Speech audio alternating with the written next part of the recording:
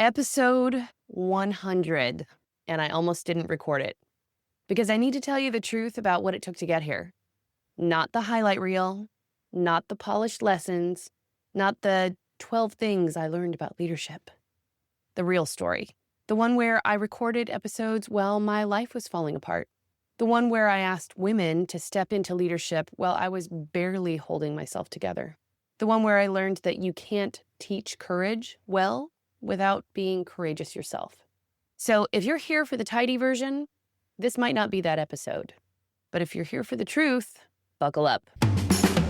Hey, you're listening to She's That Founder, the show that helps ambitious women stop drowning in decisions and start owning their CEO seat with a little bit AI magic. I'm Dawn Andrews, and today is different. Today, we're talking about what it actually takes to show up, not just in business, in life. This episode isn't structured quite like the others. No numbered lessons, no action steps, no your move at the end. Just 3 real vulnerable confessions about what these 100 episodes of this podcast have taught me. I thought I could help women lead without being fully visible myself. I didn't think I was hiding, but oh boy was I. I thought I was good at letting go. I gave away everything I possibly could. I love some free time. I really wanted to I wanted to delegate. I thought I was delegating, but I just didn't know how to set anyone else up truly for success. And finally, I'm exhausted. I'm recovering, and I'm still here. And that might be the only lesson that matters. So let's go. Confession number 1, I thought I could help women lead and lead well without being fully visible myself. So this is where it all started. Let me take you back to episode 1 of My Good Woman, the OG podcast. 5 a.m., I couldn't sleep any longer. I was in my office wrapped in my oversized gray fuzzy robe. I think it's actually Frank's robe, but truth be told, I actually fit into it better than he does at this point. Menopause has got me. I look like a giant seal sitting in an ergonomic chair wearing Adidas slides and a messy bun, with socks, with the door open, recording in my office. I said into the microphone, "This is episode 1 of my new leadership podcast, and I'm terrified. It feels like I'm pretending with this big-ass microphone tucked into my face. Still, I'm doing it anyway because I believe we need more women in leadership." I told the story of buying a yellow motorcycle, a Moto Guzzi named Iris, which we just recently unearthed in a really interesting location. I'll tell you about that in a moment. I talked about how I went from riding on the back of someone else's bike, staring into the back of a leather jacket, to sitting in the driver's seat with an unobstructed view of everything. That motorcycle was a catalyst for my confidence. And I wanted this podcast to be the same thing for other women. I shared that I dream of a world where 51% of the world's governments are led by women, C-suite positions held by women, businesses, small and large, owned and operated by women. A big vision, a beautiful mission, inspiring, uplifting. I genuinely want to help other women. But here's what I didn't see at the time. I was staying safe behind the scenes, behind my microphone. Not in some dramatic, self-protective way. I didn't feel like I was hiding, but I was, because My Good Woman was broad enough that I could help everyone without claiming anything specific for myself. I could teach visibility without being too visible. I could talk about leadership without fully stepping into it. And here's where it showed up in ways that I didn't even realize. I worried about being put together, about always looking perfect on camera when I was recording, so much so that sometimes I would just record without video. And even to this day, to just continue to out myself, I have video for every single one of these podcasts, not one of which has been posted. I was also worried about my space being Instagram perfect. My desk tidy and designer pretty. I can tell you none of those are true, and there is a reason there's a green screen behind me right now. You know that quote, "How you do anything is how you do everything"? Yeah, that's a quote that has been important to me in my life, but it was haunting me. Because if my office wasn't perfect, what did that say about me? If my life looked messy, could I still teach leadership? If people saw the real me, not the polished version, would they still listen? But here's what I figured out. What I figured out is that quote is bullshit. At least it's incomplete. Because if it were really true that how you do anything is how you do everything, then every messy desk would equal a messy business. Every imperfect morning would equal an imperfect day for that leader. And every human moment would disqualify us from being exceptional. And that is just not leadership. That is perfectionism dressed up as wisdom. And the real truth, how you show up when things are messy, that's how you do everything. When you are at your worst, when you are drained, when you feel like you got nothing left, how you show up tells you more about who you are as a leader than anything else. But I was still staying vague. I stayed broad. I stayed safe. For 63 episodes, I showed up as my good woman, and I had big, gorgeous, amazing conversations with incredible female leaders. I talked about advancing women, building community, finding your voice. And it was good. The show was good, but it wasn't landing, not in the way I wanted it to. It wasn't getting momentum. I was getting downloads, but not transformation. I was reaching people, but not really moving them. And that was a do or die moment in these 100 episodes. It was either get coaching or give it up. So I got coaching and I started working with some amazing people.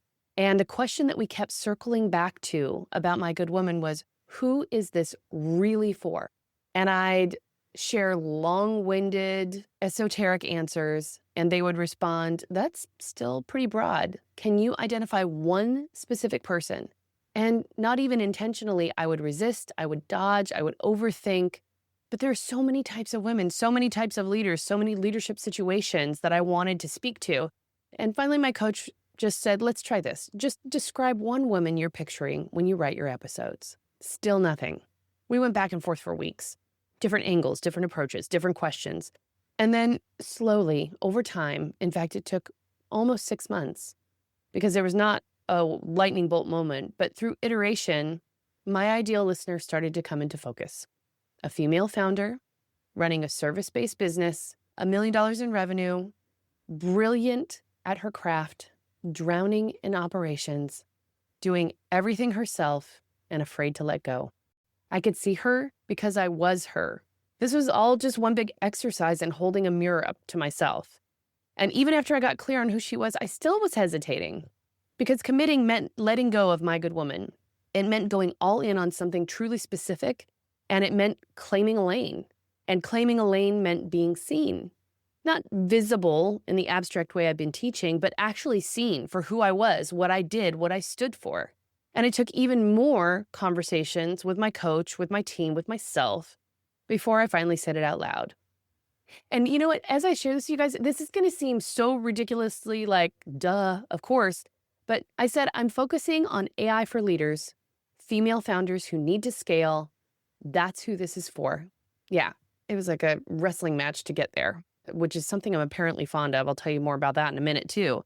So while I was working on My Good Woman and working on this rebrand, I was training for a marathon. I was running towards something, but I honestly wasn't even sure what it was. Episode 64 was our relaunch. I announced that My Good Woman was becoming She's That Founder. And I was, again, terrified. Not because the name was wrong, but because it was right for who I'm trying to serve. And being right meant I couldn't hide behind the broad mission anymore. And I also had to just choose and go. I was afraid of niching down, but what I was really afraid of was this, that if I got specific, people would see me, really see me, and what if I wasn't enough? What if my office wasn't perfect? What if my life was messy? What if I didn't have it all together? But here's what these 100 episodes taught me.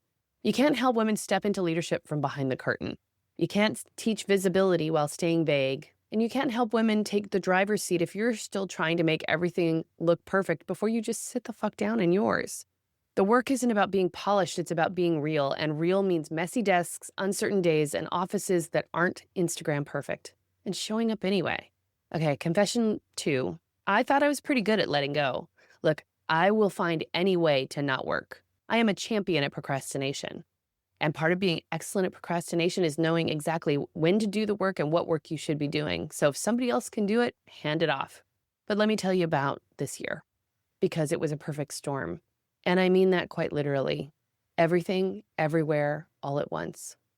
In January, there were massive wildfires in the Los Angeles area, and we were on alert to evacuate our home of 26 years twice. Then in February, my mom had a health scare, the kind that makes you drop everything and realize that time is not infinite. In March, I ran the LA Marathon, something that I trained a year for, 26.2 miles, and I finished it, but I was also running a business, running a household, and running on fumes. In April, my husband turned 60. We threw him a live concert party. We even had Keanu Reeves on the premises. How about that? It was beautiful, exhausting, and one more thing to plan, coordinate, and show up for, all against the background of everything that was already happening. In May, I found an apartment for my mom, yay, and moved her out of her home, the home I grew up in, my 83-year-old mom who identifies as a hoarder. Decades of belongings, overwhelming clutter, garbage bags full of craft supplies and treasured household memories, commercial dumpsters, a shipping container's worth of fabric delivered to a homeless charity, and bed bugs. Don't forget the bed bugs. For those of you that are runners or have run a marathon, you know about miles 20 to 22. And for those of you that don't, I'm going to share with you, that is when you hit the wall. That's when your body says stop, your mind says quit. That's where you break down. And in that particular marathon, a friend of mine was there and I broke down in his arms crying as he passed me forward and told me to keep going. And that's where I was in May when I was moving my mom. That was mile 22 for me. In June, my oldest son's high school graduation and his 18th birthday. Milestone moments, beautiful, heavy, and bittersweet. And here's what nobody tells you about that transition. That is also a WWE wrestling match, emotionally. For 18 years, you're the one who's always needed, who's always driving the action, the one who fixes, decides, protects, guides, and then, seemingly overnight, you're supposed to become the spectator, the mentor, and the guide from the sidelines. My son looked at me after graduation, not with anger, but with observation, and he just said, "Mom, I've got this." And he does. He really does. But I didn't know how to let him. Because letting go isn't just about trusting him, it's about releasing my identity as the person who was always needed. Who was I if I wasn't driving the action? What was my role if I wasn't fixing things? And that shift from driver to passenger, from fixer to guide, has been one of the hardest things I've done this year. I had no idea how hard letting go would be, and I am still doing it, and I always will be. Because letting go isn't a one-time event, it's a practice. It's a daily choice and an ongoing release. And then in July, my youngest son turned 16, another bittersweet milestone moment that was so lovely and wonderful, and a capper on quite the beginning of a year. And somewhere in the middle of all that, scattered across every month, my business was down 89%. Let that sink in for a second.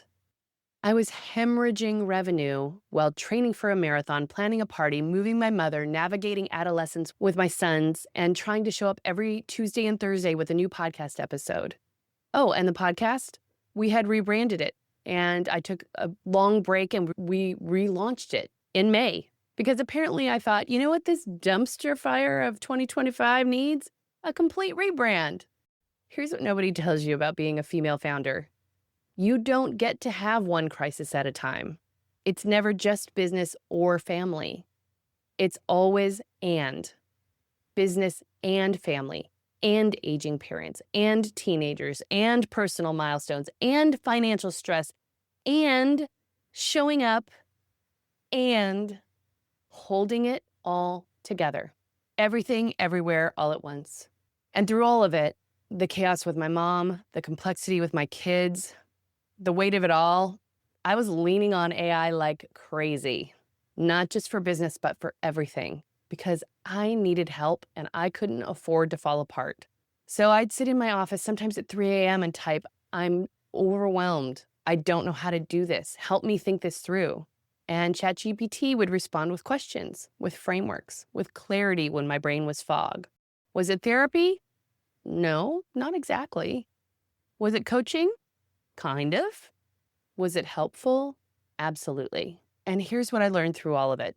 I thought I was good at letting go because I wanted to delegate. But wanting to delegate and actually delegating are two completely different things, because here's what I used to do. I'd hand off something to my team and say, "Can you handle this?" And then I'd wonder why it didn't get done, or why it got done differently than I expected, or why they kept coming back to me with questions. And I'd think, see, I can't delegate. They still need me. But the truth was, I wasn't setting them up to succeed. I was handing off tasks without context, without clarity, without systems. And I didn't really think it at the time, but I was clearly expecting them to read my mind, to know what I meant by handle this, to intuit the standards, the process, the outcome I was picturing. And when they couldn't, I would pull it back. Oh my God, Dawn Marie, why? Because I felt like it was easier to do it myself than to explain it. And girl, I know this sounds familiar to you. So here's what changed this year. I stopped trying to delegate tasks and started building bulletproof systems. Not fancy ones, not complicated workflows, just simple, clear systems that answered 3 questions. What does success look like? What are the steps to get there? Who owns it? That's it. We started with a simple system, the simplest system possible, a Google spreadsheet, task, who owns it, status, simple columns. And we moved to Airtable and we iterated and we're still iterating and we always will be iterating because the system doesn't have to be perfect. It just has to exist. And once it existed, everybody can improve it. Everybody can optimize it. Everyone can make it better. But they couldn't improve anything that still lived in my head. And here's the hard part. I'm learning the same lesson at home with my mom, with my sons, with my family. I can't do it all. I can't fix everything. I can't be the only one holding it together. We're navigating a stage of growing up with our sons that none of us saw coming. Not that we didn't see adolescence. Everybody knows that adolescence is no joke. But parenting teenagers in this world, at this time in the world, is humbling in ways that I can't fully put into words. There are conversations I'm having now that I never imagined I would need to have. Boundaries I'm learning to hold, decisions I'm making without truly knowing if they're the right ones. And I'm learning to be clearer about what I need, what the boundaries are, what success looks like. And I'm learning that letting go doesn't mean just handing something off and hoping for the best. It means setting people up, giving them what they need, and being clear. And then trusting them. That's the last part. That's the hardest. Because I still don't always know who will pick up the ball. But I'm learning that leadership isn't about knowing everything. It's about creating clarity so other people can step up and then getting out of their way, even when business is down 89%.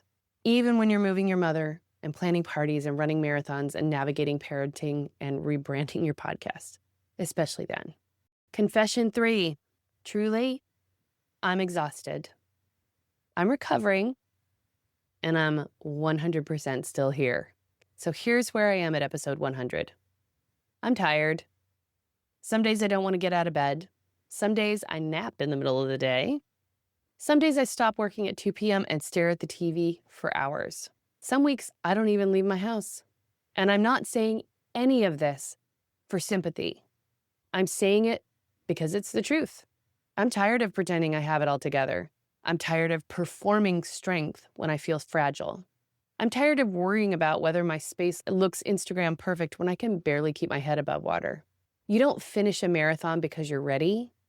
You finish because you keep moving, even when every part of you wants to stop.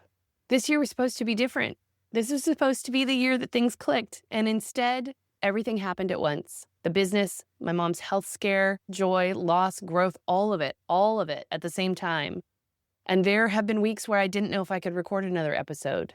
There have been moments where I've questioned whether any of this even matters. There have been days where showing up felt impossible, and I did it anyway. And I'm not sure if that's strength or stubbornness or some combination of both. But here's what I know. Right now, in this world, female founders are carrying too much. We're building businesses while managing family crises. We're showing up for clients while navigating stages of parenting we never imagined. We're teaching leadership while figuring out how to lead ourselves through exhaustion. We're trying to advance women while just trying to survive the week. And the truth is, we're exhausted. So I see you if you're holding too much right now. I see you if you are trying to lead while barely holding it together. And I see you if you are building something beautiful while your personal life feels overwhelming. You are enough. That's what 100 episodes has taught me. The showing up is the work. Not the polished version, not the Instagram perfect office, not the 12 lessons, just showing up. When you're exhausted, when your life is messy, when your business is down, when you don't want to get out of bed, when you're not sure what to say, because your people aren't looking for perfect. They're looking for real. They're looking for someone who says, I'm still figuring it out, and I am. And I'm still building, and it's hard, and I'm doing it anyway. I didn't share this 100 episode story with you because I want you to think I'm strong. I'm telling you this because strength is not the goal. The goal is showing up ugly, showing up when your office is a disaster and your business is down and you can't remember the last time you left your house. That's not strength, it's survival, and survival is messy and unglamorous. And it's what builds the business that you actually want to lead. You don't have to have it all together. You just have to show up, messy, tired, and uncertain. Just show up anyway. That's leadership. That's what these 100 episodes have taught me. So thank you for being here. Thank you for being a listener. Thank you for whatever it is that you're building. This is episode 100 of She's That Founder.